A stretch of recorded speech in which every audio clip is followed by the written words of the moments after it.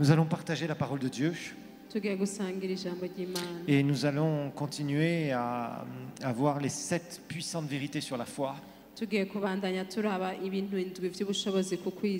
la foi est quelque chose de très important. Je vous rappelle que je vous avais fait une très longue série sur la direction divine, sur comment Dieu peut nous parler. Je vous ai montré comment rester dans l'équilibre de la vie de l'esprit. Et là, donc, nous reprenons des sujets comme sur la foi, qui sont des sujets très profonds aussi, mais qui sont plus simples à comprendre. Donc, nous avions vu déjà les 3 premiers points, les 3 premières puissantes vérités.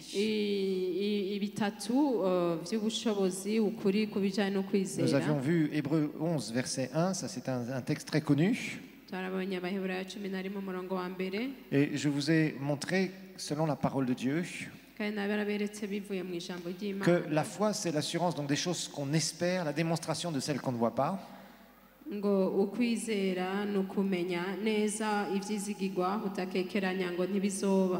Et on a vu que quand quelqu'un a la foi, il a cette assurance, cette conviction dans son esprit.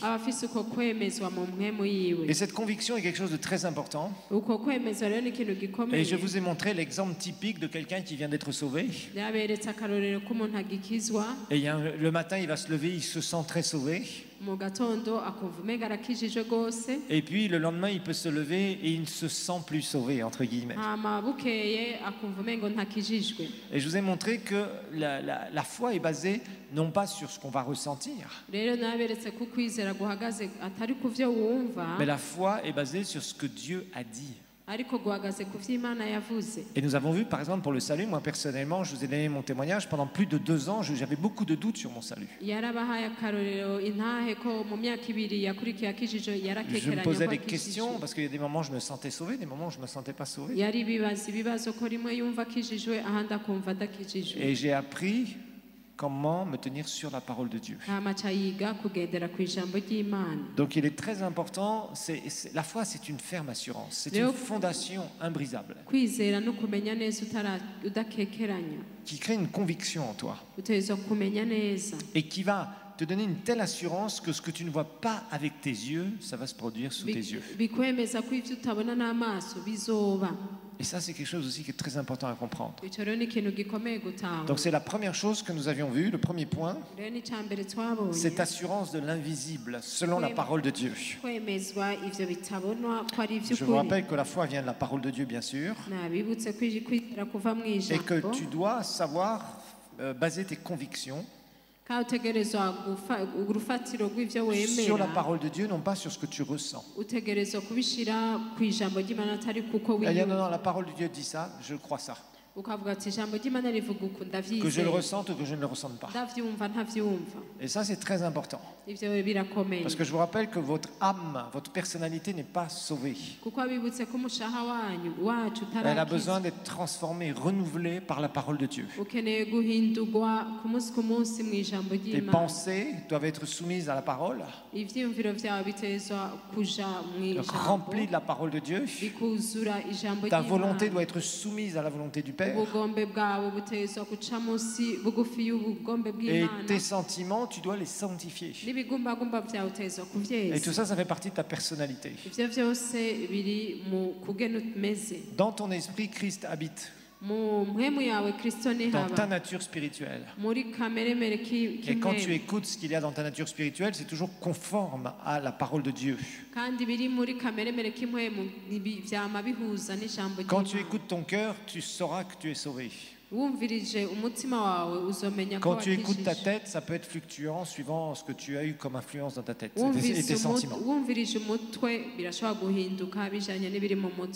Donc rappelez-vous, on avait vu Romains 4 aussi, verset 20. C'est Abraham qui est le père de la foi, notre modèle au niveau de la foi, comment croire, comment agir sur ce qu'on croit. Et il est dit, verset 18, espérant contre toute espérance, il crut, verset 18, on va remettre. Espérant contre toute espérance, c'est-à-dire espérant par rapport à ce qu'il voyait avec ses yeux. Il crut, en sorte qu'il devint père d'un grand nombre de nations, selon qu'il lui avait été dit, telle sera ta postérité, verset 19. Et sans faiblir dans la foi, il ne considéra pas que son corps était déjà usé, puisqu'il avait près de 100 ans, et que Sarah n'était plus en état d'avoir des enfants, verset 20. Il ne douta point par incrédulité au sujet de la promesse de Dieu, mais il fut fortifié par la foi, donnant gloire à Dieu. Le verset 20, s'il te plaît. mirongo ibiri avuga ngo ariko yiyumviriye icyo Imana yamusezeraniye ntiyakekeranishwa no kutizera ariko aremeshwa cyane no kwizera ahesha Imana icubahiro. Et je vous rappelle que Romains 10, versets 9 et 10, c'était aussi ce qu'on avait vu, dit, si tu confesses de ta bouche le Seigneur Jésus et que tu crois dans ton cœur qu'il est ressuscité des morts, tu seras sauvé.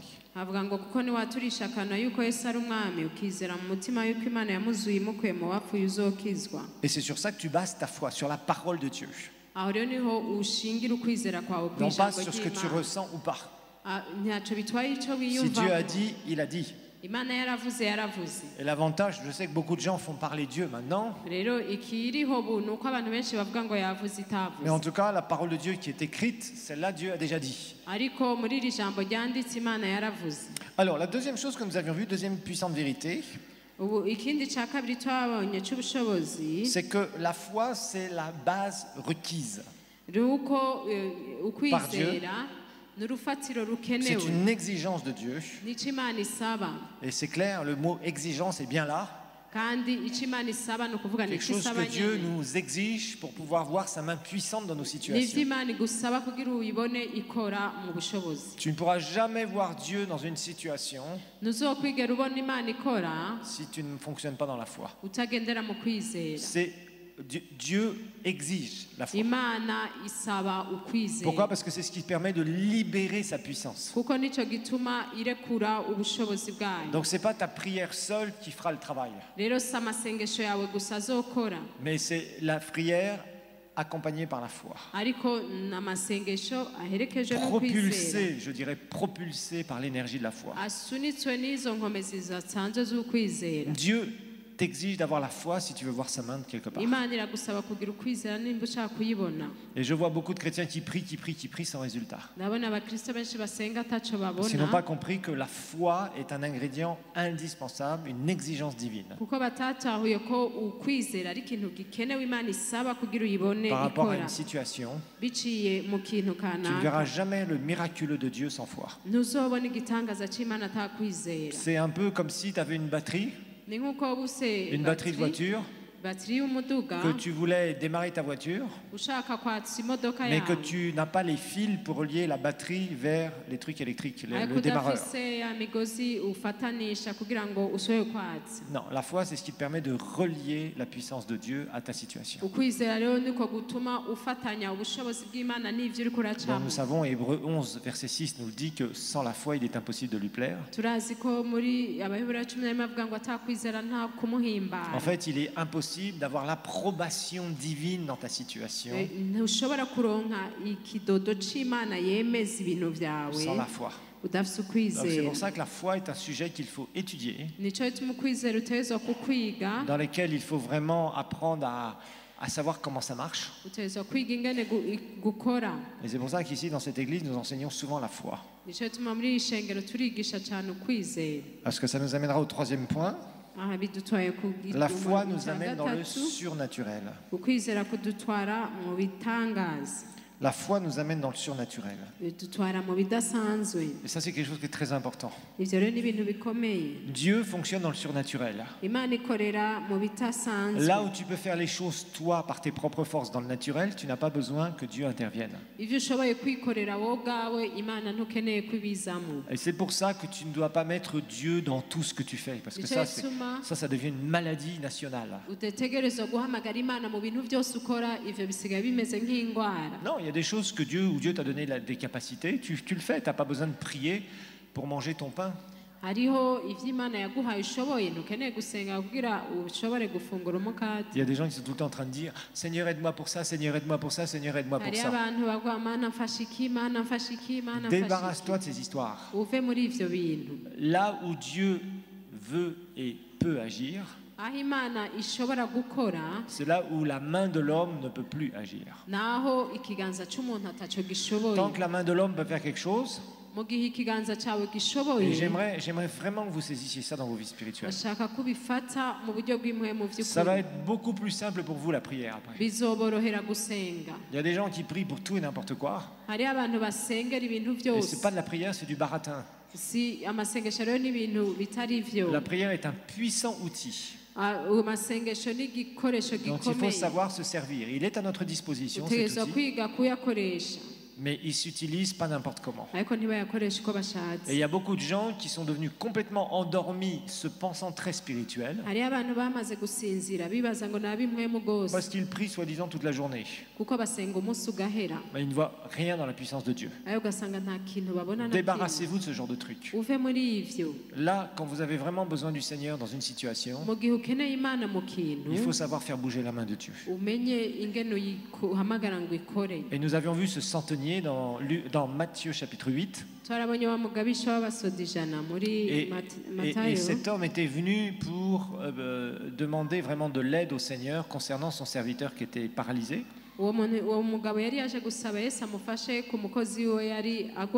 Et ce centenier avait compris les principes divins. Jésus a dit, je vais y aller guérir ton serviteur. Et il a dit, non, Seigneur, c'est même pas la peine que tu te déplaces. Parce que moi, j'ai des soldats sous mes ordres et j'ai aussi des supérieurs. Parle la parole et je sais que mon serviteur sera guéri. Littéralement, nous avons vu que c'est ça que ça veut dire. Parle la parole. Et il savait très bien que dans le monde spirituel, si Jésus donnait un ordre, ça allait se produire. Et ça s'est produit. Et la Bible nous dit que Jésus admira le centenier, la foi du centenier. Vous savez ce que Dieu admire chez nous, ce n'est pas nos grandes prières, ce n'est pas tes larmes de crocodile. Et je vous ai dit, mettre des émotions dans la prière n'est pas un problème si c'est le reflet de votre cœur. Mais que ça coule de votre cœur vers vos émotions. Pas le contraire, parce que chez beaucoup de chrétiens c'est le contraire. Ils sont là, ils crient, ils pleurnichent, tout ça, et il n'y a pas de foi. Ça ne vient pas du cœur, ça vient de leurs émotions. Et je vous assure, c'est des choses très très simples que je vous enseigne ici. Mais quand tu les comprends, tu deviens vraiment quelqu'un qui sait toucher le cœur de Dieu. Et ce qui touche le cœur de Dieu, c'est la foi. La foi. Que tu ajoutes des sentiments à l'intérieur de ta foi, il n'y a pas de problème. Dieu nous a créés avec des sentiments, il ne faut pas les négliger. Mais que ça vienne de ton cœur, que la source soit ton cœur. Et ça, c'est très important. Parce que c'est là où vraiment les choses sont extraordinaires. Où là, tu vas voir la main de Dieu dans des situations absolument incroyables. Et il faut qu'on sache ces choses, qu'on les pratique. Ces choses qui sont très très simples. Beaucoup ont compliqué l'évangile, mais finalement les choses sont simples. Quand tu commences à comprendre que ta relation avec le Seigneur doit être simple, mais réellement du plus profond de toi-même, il y a plein de choses qui vont se simplifier dans ta vie. Et tu vas voir la main de Dieu comme tu ne l'auras jamais vue. Il n'y a rien de compliqué, il n'y a rien de religieux, il n'y a rien de bizarre avec Dieu. En tout cas, relis les évangiles si tu n'es pas convaincu. Les choses sont simples. Mais il faut savoir fonctionner dans les réalités du royaume de Dieu. Malheureusement, aujourd'hui, il y a beaucoup de gens qui jouent des épisodes, des saisons 514, des saisons 515, des télé gospel novellas.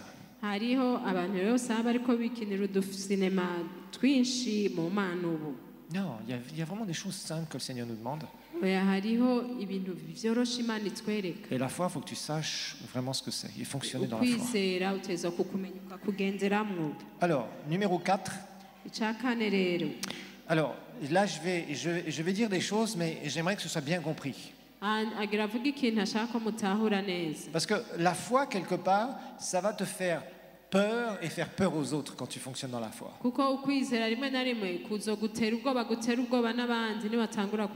Vraiment, quand tu apprends à fonctionner dans la foi, des fois ça va te faire peur toi-même. Des fois tu te retrouves dans des situations où tu t'es engagé dans la foi. Et quelque part, quand ta tête commence à reparler, là tu te dis, je suis en train de faire quoi? Mais il y a aussi des situations où les autres vont te dire, mais ça va pas, tu deviens bizarre. Entre guillemets pour eux. Mais là, on va y aller doucement parce que je ne veux pas que vous puissiez dire, ah oui, le pasteur Olivier a dit ça, alors je vais devenir un fanatique bizarre. Ici, il n'y a pas de gens bizarres. Les gens bizarres, soit ils changent, soit ils partent ici.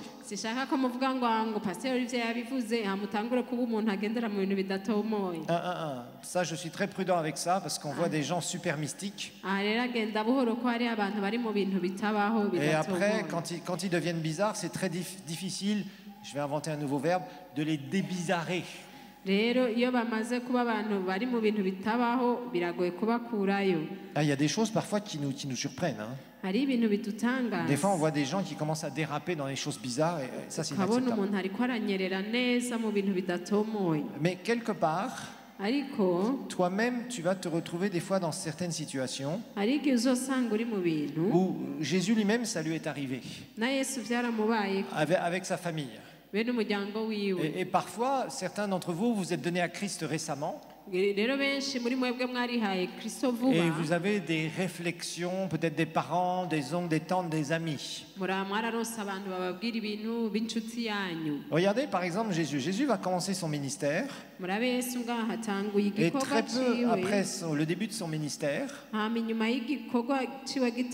Marc chapitre 3, versets 20 à 21, il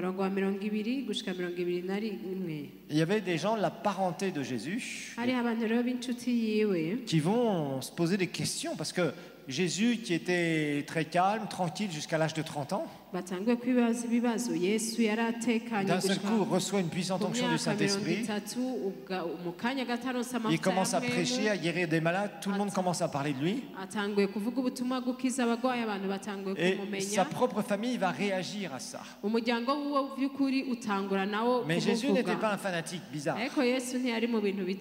Parce que ça m'énerve de voir des gens qui, sous le prétexte de le Saint-Esprit m'a dit, deviennent des gens bizarres, ils font n'importe quoi de leur vie. Et le Saint-Esprit m'a dit ceci, le Saint-Esprit m'a dit cela. Et pourtant, le Saint-Esprit parle, il n'y a pas de problème, nous l'avons vu. Mais ces gens-là font n'importe quoi et des années plus tard, j'ai vu des gens devenir à moitié fous avec ça. Fanatiques bizarres. Incorrigibles. Vous pouvez les reprendre, vous pouvez leur dire maintenant tu t'assois. Non, le Saint-Esprit m'a dit. Et après ils se rebellent. Et des années plus tard, vous les voyez faire n'importe quoi. Ils sont déjà devenus prophètes, seigneurs apostoles, parce que maintenant il y a des seigneurs apostoles. Bishop, trishop avec 3 mouches et 2 araignées sur lesquelles ils prêchent.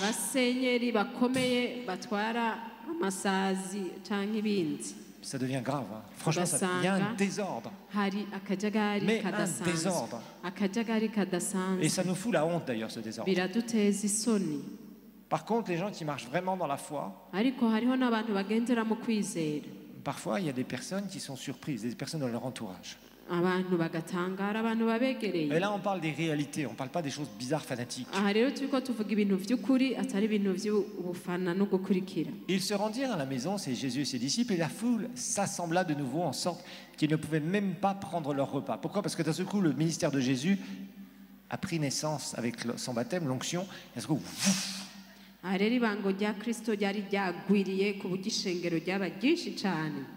verset 21. Les parents de Jésus, ayant appris ce qui se passait, vinrent pour se saisir de lui, car ils disaient, il est hors de sens.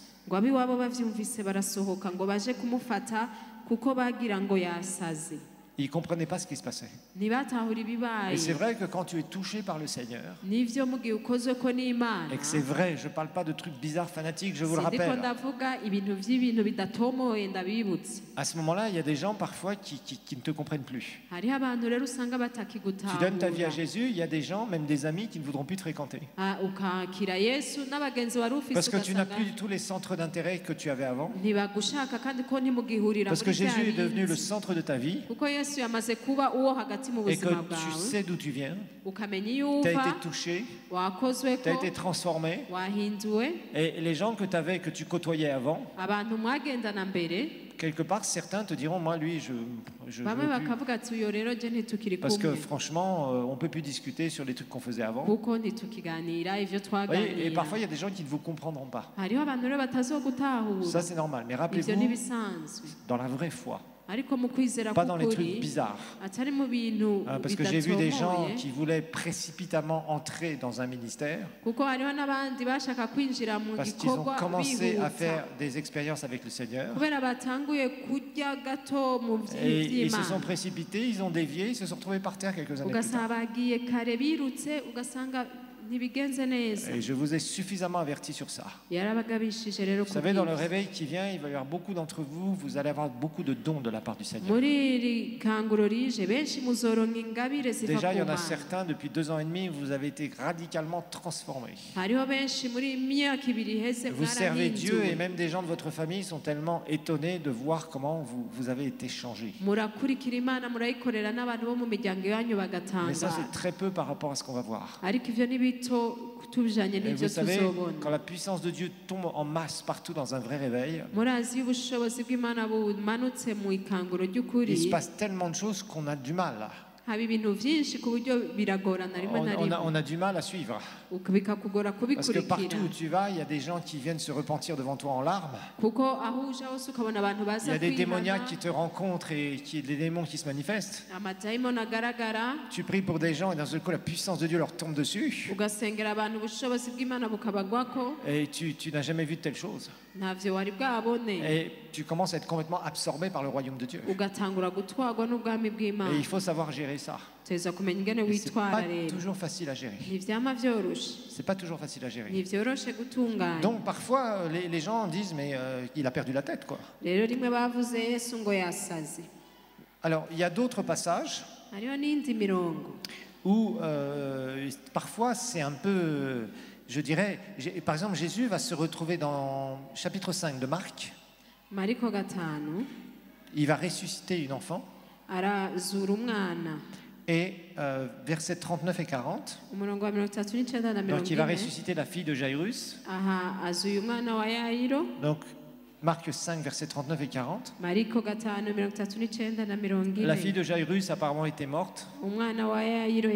Jésus est arrivé pour le monde un peu trop tard. Et la Bible nous dit, il entra et leur dit, pourquoi faites-vous du bruit, pourquoi pleurez-vous? Parce que les gens pleuraient, se lamentaient, criaient de partout. L'enfant n'est pas morte, mais elle dort. Mais elle dort. Et regardez bien après, verset 40. Et ils se moquaient de lui. Imaginez-vous la scène. Jésus est en route parce que Jairus est venu vers lui, le chef de la synagogue. Et il lui dit, viens dans ma maison. Impose les mains, ma fille est en train de mourir. Entre-temps, Jésus est freiné. Et il est freiné parce qu'il y a une femme qui avait une perte de sang depuis 12 ans. Et nous connaissons cette histoire. Cette femme va se faufiler dans la foule.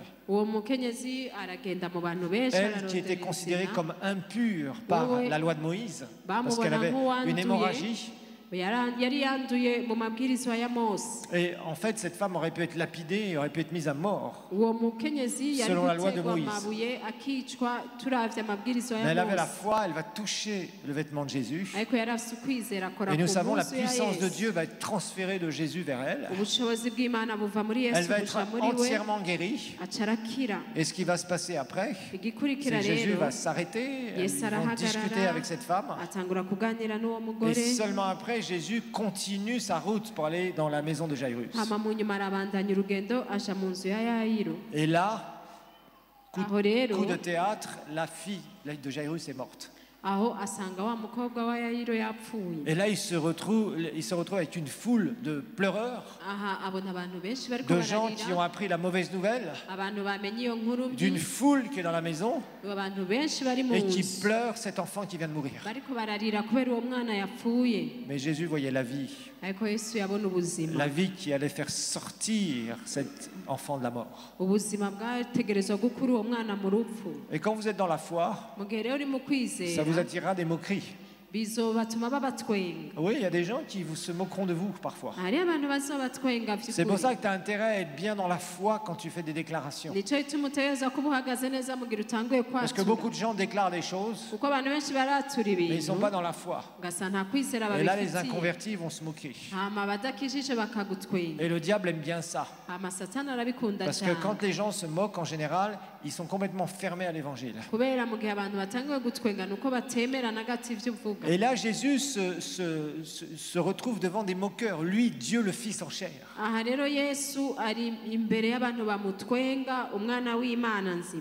Moi, ce qui m'agace beaucoup en ce moment, c'est que je vois beaucoup de chrétiens courir après des jolies paroles, mais on leur dit jamais une chose. C'est qu'avec la puissance de Dieu qu'on peut voir, la gloire de Dieu, il y a quelque chose qui vient avec, dont on ne parle jamais. Ça s'appelle la persécution. Ah non, ça, pasteur, on ne veut pas en entendre parler. Nous, on veut prier pour les malades vont être guéris. Amen, alléluia. Oui, nous, on veut chasser les démons. Ah, gloire à Dieu. On veut voir des gens venir à Christ. Sauf que depuis peu, avec toute l'équipe avec laquelle on travaille, on en parle un peu de l'opposition satanique. Pas chose facile.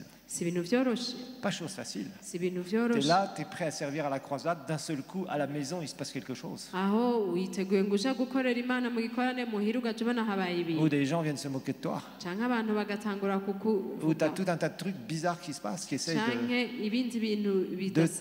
dire non, tu as autre chose à faire. Eh oui, marcher avec Dieu, marcher dans la foi, t'amènera des persécutions sataniques. Et ça, les gens ne veulent pas l'entendre aujourd'hui. Ils veulent entendre que le bénis-moi, moi et moi-même. Et c'est pour ça que beaucoup de gens qui sont chrétiens aujourd'hui se sont tournés vers eux-mêmes, parce que c'est plus facile d'avoir des jolis discours ou des bons conseils de moralité. Il n'y a pas de problème avec ça, si on n'oublie pas tout le reste qui est le principal pour Dieu. Parce que la priorité de Dieu, c'est qu'on apprenne à fonctionner dans le surnaturel. Parce que c'est le surnaturel qui amène les changements dans les vies. Ce n'est pas le naturel. Ce n'est pas les bons conseils humains. Tout ça ne change pas la vie des gens. C'est quand vraiment on fonctionne dans la foi et dans l'onction. Et c'est là où les vies sont transformées. Amen. Et donc Jésus lui-même, il va subir des moqueries. Il subira des insultes. Il se moquait de lui, verset 40. Et alors il les fit tous sortir. Vous savez, Jésus savait comment faire avec les gens. Imaginez-vous, vous avez toute une famille qui pleure. Vous avez des voisins qui sont là. Certains sont sincères. Certains sont quinois et ils ont appris à pleurer et on les paye pour pleurer. Alors, il les fit tous sortir, prit avec lui le père et la mère et l'enfant, de même que ceux qui l'avaient accompagné, et il entra où se trouvait l'enfant. À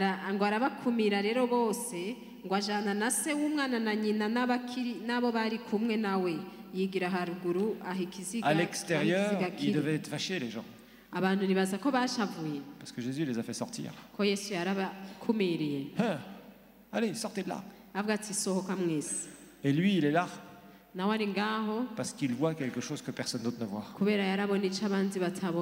Et ça lui attire des moqueries. Certainement que les gens à l'extérieur de la maison devaient dire, mais qui c'est ce type-là? Pour qui il se prend? Il dit que la fille est vivante, qu'elle dort. N'importe quoi. Mais on sait qu'elle est morte, on l'a touchée nous-mêmes. Fonctionner dans la foi vous amènera des choses négatives contre vous. C'est pour ça que tu as intérêt à savoir fonctionner dans la foi. Beaucoup de gens diront des choses. Mais toi, quand tu es dans la foi, tu sais où tu vas. Moi, c'est ça que j'aime dans la foi. Tu sais où tu vas. Tu sais ce que le Seigneur t'a dit. Et tu vas là. Entre-temps, sur le chemin, tu en as qui disent mais toi, tu sais. Tu sais. Des gens disent, mais il est fou, quoi. Et c'est pour ça que tu dois être dans la foi. Pierre s'est fait peur dans la foi. La foi fera peur aux autres ou amènera des moqueries, mais Pierre, dans Matthieu 14, il va aussi se faire peur. Pierre, très impulsif, un caractère très particulier qui lui a valu de vivre des expériences exceptionnelles. Parce que quelque part c'était un homme de foi, mais aussi il s'est fait peur. Dans Matthieu 14, on va résumer ce passage, Matthieu 14 du verset 22 jusqu'au verset 32. Nous savons que Jésus envoie ses disciples de l'autre côté de la rive du lac.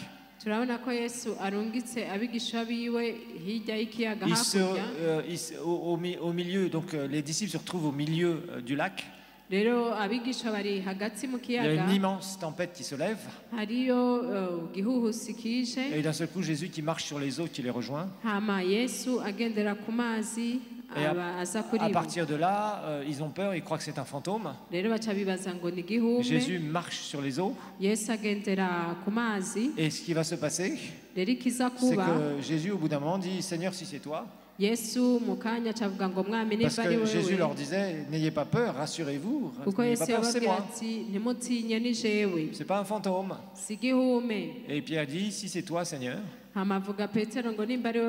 ordonne que j'aille sur les eaux, que j'aille te rejoindre. » Eh bien, Pierre va sortir de la barque. Et quand il a commencé à marcher sur l'eau, d'abord quand il est sorti de la barque, j'imagine que les 11 autres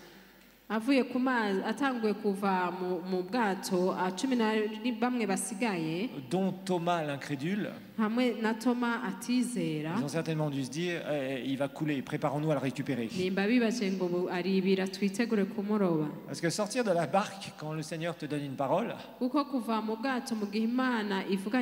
milieu de la tempête, ça demande de la foi. Et ça va faire peur aux autres. Et quand Pierre marche sur l'eau, ils étaient tous admiratifs. Mais la Bible va nous dire aussi, au verset 30, que Pierre va se faire peur. Il marche sur l'eau et d'un seul coup, il commence à regarder autour de lui et voit que le vent est fort. Et la Bible nous dit qu'il eut peur. Et des fois, quand tu es dans la foi, il y a des moments où il y a des tourbillons autour de toi. Et tu peux dire, mais qu'est-ce que je suis en train de faire? Et tu avais bien commencé, ça se termine mal. C'est ce que Pierre a vécu. Heureusement, le Seigneur plein d'amour l'a récupéré. Parce que Pierre a eu peur, il a commencé à douter et il est retourné dans le naturel. Alors donc ça, c'est une chose que vous devez savoir. Tu peux faire peur entre guillemets aux autres ou être une sorte d'insensé vis-à-vis des autres. quand tu fonctionnes dans la foi. Et franchement, parfois, il y a des gens, quand tu te donnes au Seigneur, mais ça, ils te critiquent, ils te disent, mais il est complètement malade, qu'est-ce qu'il fait, qu'est-ce qu'il est en train de faire de sa vie, etc. Ne t'inquiète pas, c'est normal. C'est tout à fait normal. Ça veut dire que tu es dans le vrai. Alors, cinquième vérité sur la foi, c'est que la foi va fonctionner avec la persévérance. Nous allons regarder Hébreux chapitre 6, verset 12.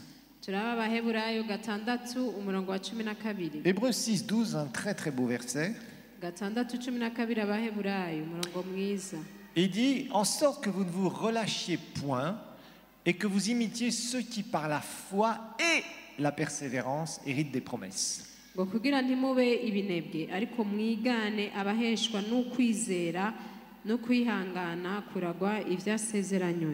Le chemin de ta foi, c'est un chemin qui va te demander la persévérance. Et ce qui est triste, c'est que beaucoup de chrétiens se font séduire, se font, comme on dit en français, embobiner, je ne sais pas comment dire. Et ils se font bourrer d'illusions parce que finalement, on leur dit, voilà, tu as juste à croire là et tout va changer. La foi est un chemin. Tu vas d'un point A à un point B en marchant dans le surnaturel. J'aime beaucoup cette illustration de Pierre qui marche sur les eaux qu'on a vue tout à l'heure. Parce que finalement, Pierre était sorti de la barque. Et l'objectif était de rejoindre Jésus. Entre-temps, il y avait une distance à parcourir dans la foi. Et il devait persévérer dans sa foi pour arriver à l'objectif. Il a commencé dans la foi, mais il a terminé dans le doute. Et souvent, c'est ce que les chrétiens font. Et ils entendent la parole. Et comme je le disais la semaine dernière, beaucoup de chrétiens aujourd'hui veulent avoir de l'information sur la parole. Tu ne peux pas écouter 3 ou 4 prédications par jour, tu ne vas rien retenir. Non, apprends à prendre une vérité et à persévérer sur cette vérité. Et comme je le disais la semaine dernière, les gens veulent tout écouter tout le temps de tout le monde. Alors ils ont beaucoup d'informations sur la parole, mais il n'y a rien qui ressort de ça. Pourquoi? Parce qu'il n'y a pas la foi qui est créée. C'est pas possible de créer la foi si tu as écouté 3 messages différents et tu as touché 10 sujets différents.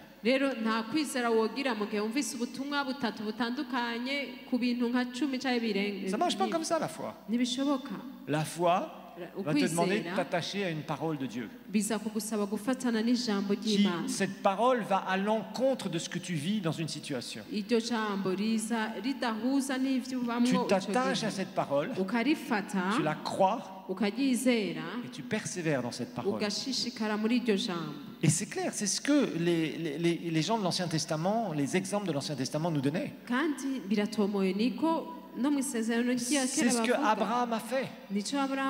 Abraham, Dieu lui a parlé, lui a confirmé ses promesses. Et il n'a pas dit, bon, bah, Dieu, je vais croire juste là, c'est bien. Et puis après dire, bah, finalement, ça n'arrive pas. Une grave erreur que beaucoup font, c'est qu'ils essayent la parole de Dieu. N'essaye pas la parole de Dieu. N'essaye pas la prière. Prends une direction basée sur une conviction de la parole. Et ne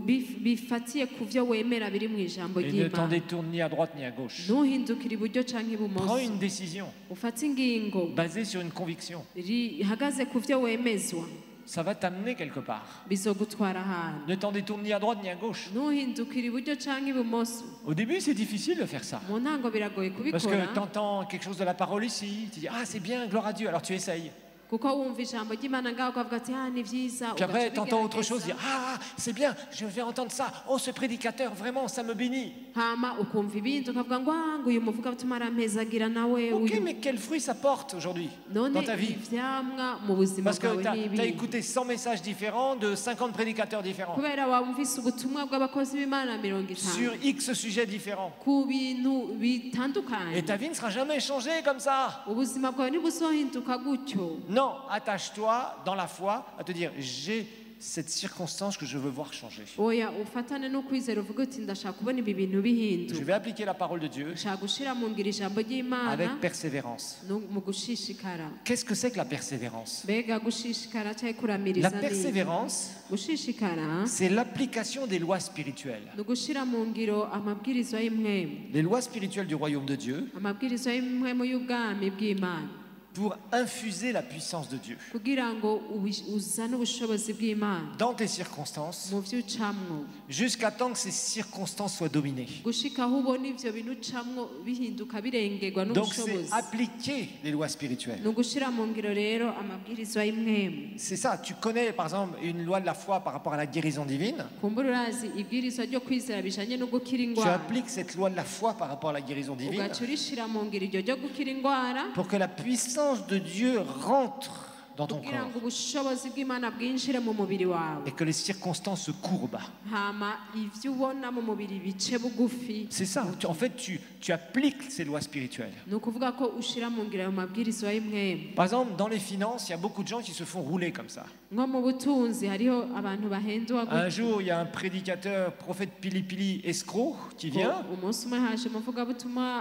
qui dit aux gens aujourd'hui vous allez donner ça, si vous donnez $500, Dieu m'a dit si vous donnez $500 ici, 10 personnes qui sont là, $500, demain vous êtes riches.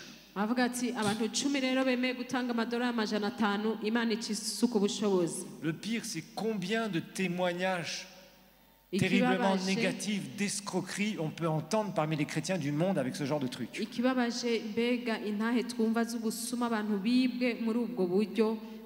Ça s'appelle l'escroquerie organisée et ces gens-là devraient être un mpimba direct. Ça s'appelle du vol. Et c'est pas biblique du tout. Non, si tu veux prospérer, il y a des lois de la prospérité. Et certains, vous les avez très bien compris et vous savez que vous appliquez les lois spirituelles du royaume de Dieu. Et Dieu vous donne d'avancer année après année, quelles que soient les crises financières du monde ou de ce pays.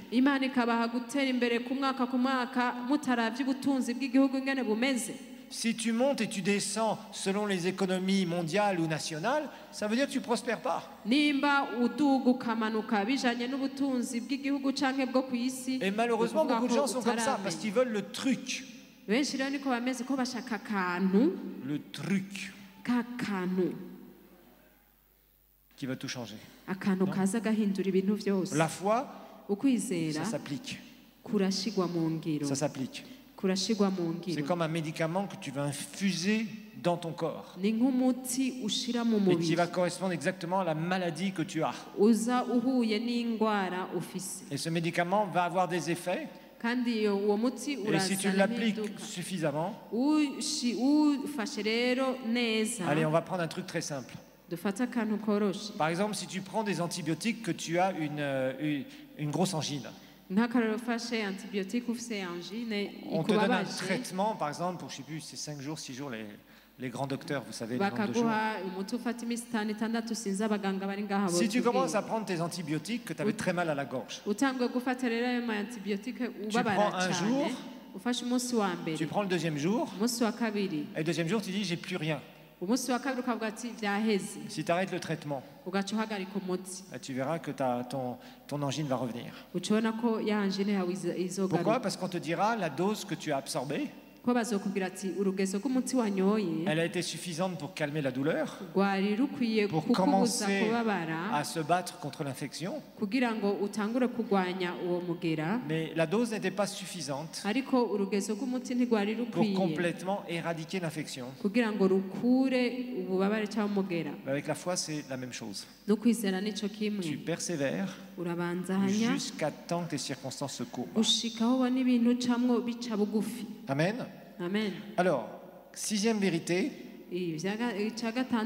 la foi fonctionne avec l'action. Avec l'action. La Bible nous dit dans Jacques chapitre 2, Jacques 2, verset 17, verset 22 et verset 26. 17, 22, 26. La Bible nous dit, il en est ainsi de la foi. Si elle n'a pas les œuvres ou une meilleure traduction, l'action, elle est morte en elle-même.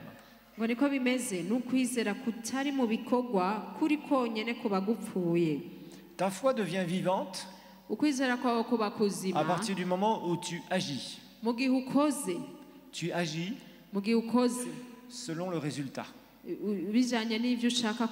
C'est là où on montre que ta foi est vivante. Et ça, c'est très important à comprendre. La foi doit être accompagnée d'action. Regardons rapidement le verset 22 et 26. Tu vois que la foi agissait avec ses œuvres. On parle d'Abraham. Et que par les œuvres, les actions, sa foi fut rendue parfaite, c'est-à-dire à maturité. Le mot parfait ici, dans le Nouveau Testament, parfait, ça veut dire mature.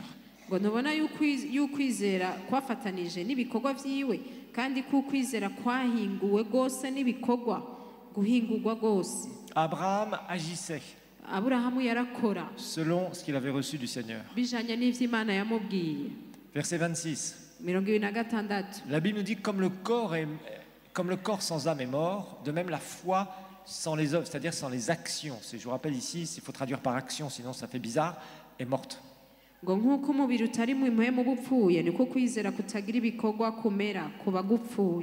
Beaucoup de gens ne comprennent pas que la foi, tu la rends vivante quand tu agis sur ta foi.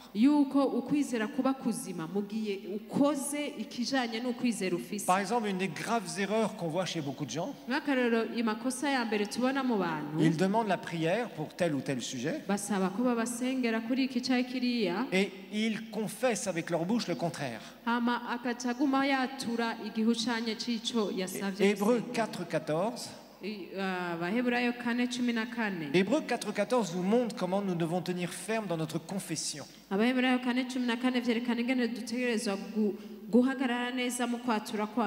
La fin du verset, demeurons fermes dans la foi que nous professons, nous confessons. À la fin du verset 14.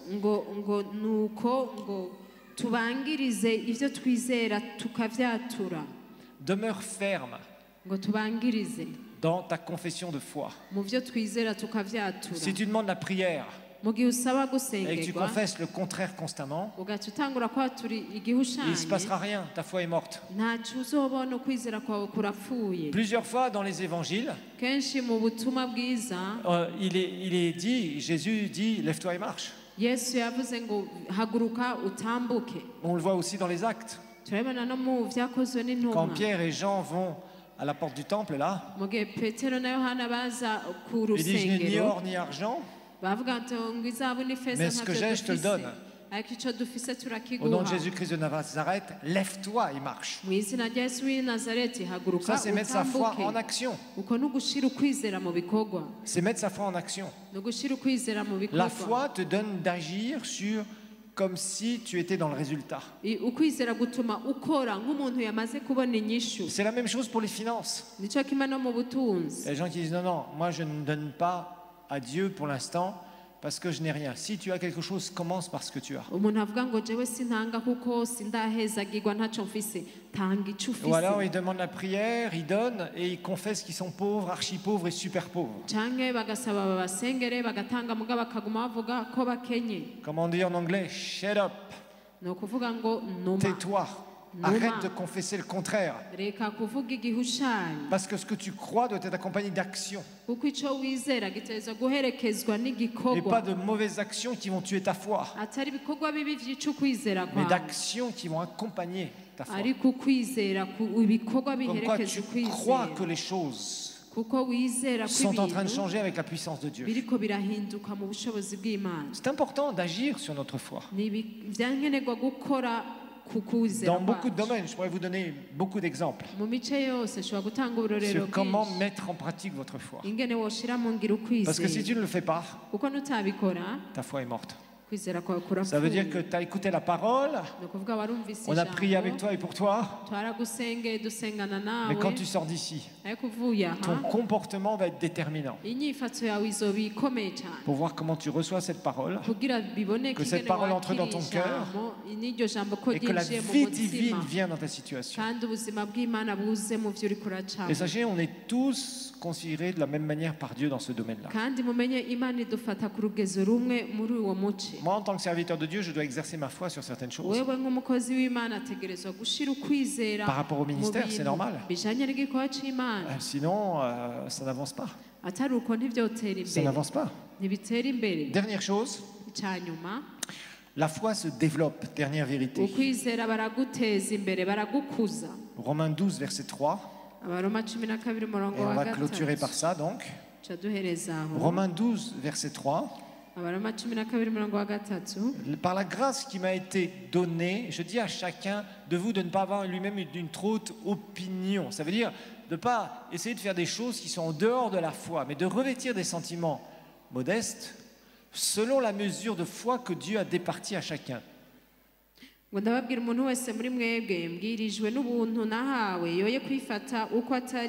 yamara yiyumvire yitonze nk'uko Imana yagereye umuntu wese ukwizera. Le fait d'être né de nouveau, tu as une mesure de foi en toi. Rero mu gihe uvutse ubwa kabiri hariho urugezo rwo kwizera uburonzi. La Bible nous dit que Dieu nous l'a donné. Maintenant, c'est à toi de la développer. C'est à toi de la développer. C'est ta responsabilité. Rappelle-toi, tu n'es plus propriétaire de ta vie parce que tu as donné ta vie à Jésus. Donc tu appartiens à Dieu, tu appartiens à son royaume. Mais tu es gestionnaire de ce que tu as reçu de lui. Tu es gestionnaire de ce que tu as dans le domaine spirituel, dans le domaine relationnel, dans le domaine financier, dans ta santé, dans ton corps. Tu es gestionnaire de tout ça. Et la foi, tu as une semence de foi quelque part, parce que tu as cru que Jésus était mort et ressuscité pour toi. C'est la foi que tu as eue, c'est la foi du salut. Et à partir de ça, il y a une mesure en toi, une semence que tu dois développer. C'est ta responsabilité. Ça prend du temps parce que certains, vous entendez des témoignages à droite à gauche et vous vous dites ouais, moi je vais faire la même chose. Tu essayes et plaf, tu tombes par terre. Vous savez, c'est comme certains jeunes pasteurs qui commencent dans le ministère. Ils regardent un ministère développé et ils pensent qu'en 3 mois ils vont faire la même chose. Ou tu es là, tu veux commencer dans le business, tu regardes un autre qui est déjà bien avancé, tu dis lui, moi dans 6 mois je l'aurais dépassé. Non, Dieu t'a peut-être appelé à faire du business, mais il faut que tu développes ta foi dans ce domaine-là. Sinon tu vas vouloir jouer le grand. Et d'un seul coup, il y a une circonstance qui va arriver qui va te mettre une grande claque. Bam! Comme ça, et tu vas tomber par terre. Et tu vas être là, tu vas dire, pourquoi Seigneur? Pourquoi? C'est très simple, c'est parce que tu n'as pas développé ta foi. Et ça, c'est quelque chose qui s'apprend. C'est pour ça que la culture du royaume, c'est la culture de la foi. Et cette culture de la foi, c'est très important à comprendre. Amen. On va se lever, on va prier. Et nous allons appeler les pécheurs qui veulent revenir à la repentance. Alléluia. Père, nous voulons te remercier encore. Parce que tu es un Dieu extraordinaire. Tu es le Dieu de la foi, Seigneur. Toi-même, Seigneur, tu as parlé et tout est venu à l'existence. Et Seigneur, tu nous demandes d'avoir la foi parce que toi, tu es un Dieu de foi. C'est pourquoi nous voulons comprendre les vérités, Seigneur. Seigneur, certaines vérités qui ont été partagées ici. Je te remercie parce que, Seigneur, tu tu interpelles chacun ici. Pour qu'il puisse progresser dans ces choses et mieux comprendre. Merci de nous donner l'intelligence du ciel, Seigneur. Merci de nous aider à nous enraciner en toi, Seigneur. Merci de nous aider, Seigneur, à mieux comprendre ce qu'est la foi, afin que nous puissions grandir dans cette foi, développer une vie de foi, savoir agir sur notre foi, Seigneur, savoir voir ta main dans les différentes circonstances. Parce que nous savons que sans la foi, nous ne pourrons pas te plaire, Seigneur. Et nous voulons renverser les forteresses. Nous voulons renverser les circonstances mauvaises. Parce que, Seigneur, tu as fait marcher Pierre sur l'eau. Il était dans le surnaturel. Et nous voulons fonctionner davantage dans le surnaturel.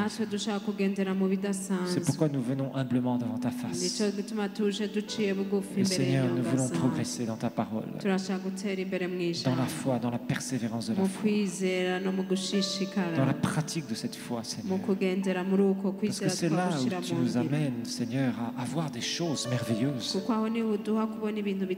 à fonctionner, Seigneur, dans le domaine où tu veux que nous fonctionnons, à avoir une multitude de venir à toi, voir dans nos vies, Seigneur, ta puissante main. Oui, Jésus. Nous voulons voir plus de toi. Mais Seigneur, plus de toi, ça veut dire plus de foi. Mais ça veut dire plus de responsabilités que nous devons prendre. Avoir la vraie intelligence du royaume. Je prie pour ceux qui croient des choses encore qui sont fausses, Seigneur, afin qu'ils soient nettoyés par ta parole. Parce que ta parole nous nettoie, Seigneur. Tu as dit à tes disciples, vous êtes purs à cause de la parole. C'est pourquoi, Seigneur, nous voulons être purifiés par ta parole. Nettoyer de nos idées bizarres, de nos croyances qui sont fausses. Et apprendre, Seigneur, à voir ta main puissante là où nous devons voir ta main. Oui, amène-nous, Seigneur. Amène-nous, comme le dit ce chant merveilleux, au-delà de l'imaginaire. Amène-nous, Seigneur, à faire comme Pierre, Seigneur, d'une autre façon, à marcher sur l'eau, entre guillemets. Parce que par la foi, nous voulons recevoir tout ce que tu as, Seigneur. Tous les miracles que tu as pour nous, Seigneur. Je prie pour que ce peuple, Seigneur, soit un peuple avec une immense foi. Et que chacun sache prendre sa destinée en main. Et marcher avec toi. Parce que tu es merveilleux. Merci parce que par la foi, tu nous as transportés des ténèbres à ton admirable lumière. Par la foi, Seigneur, tu nous avais traversé cette frontière infranchissable. Merci. Parce que tu as fait de nous des fils et des filles légitimes. Pour encore plus d'informations sur les activités de l'église El Shaddai, rendez-vous sur notre page Facebook Église El Shaddai de Bujumbura et interagissez sur des programmes mis en ligne en les partageant avec vos amis. Et n'hésitez pas à cliquer sur J'aime. Visitez aussi notre chaîne YouTube Église El Shaddai de Bujumbura où vous pourrez télécharger gratuitement les enseignements et les prédications que vous aurez aimés. N'hésitez pas non plus à visiter notre site web www.ministère-elshaddai.com.